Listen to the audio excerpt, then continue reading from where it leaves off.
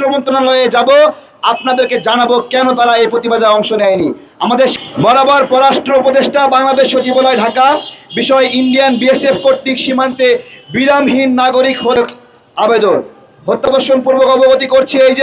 এই এপ্রিলের 4 মাসে 4 বাংলাদেশিকে, এই এপ্রিল মাসে 4 বাংলাদেশিকে, এর মাঝে শুধু ঝিনাইদহে 2 নাগরিককে, ঝিনাইদহের পলিয়নপুর সীমান্তে ওয়াসিম হোসেন নামে এক যুবককে পিটে, পরবর্তীতে ওয়াসিমে ইন্ডিয়ান বিএসএফ গতকাল ঝিনাইদহে মহেশপুরে আরেকজন। এরপরেও বিজিবি তৎপরতা আমরা দেখিনি, আমাদের পররাষ্ট্র মন্ত্রণালয়ের কোনো তৎপরতা আমরা দেখিনি।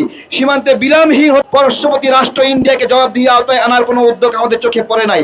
বাংলাদেশের নাগরিকদের জননিরাপত্তাহীনতার পরিস্থিতিতে আমজনতার দল গভীর উদ্বেগ প্রকাশ করছে। আমরা নানা সময় চটকদার কথা শুনে আসছি, আর পিঠ দেখানো হবে না ইন্ডিয়ান বিএসএফের সাথে। সেই বক্তব্যে আমরা আশা জাগলেও কোনো বাস্তবায়ন আমাদের চোখে পড়ে নাই। আমরা জানতে চাই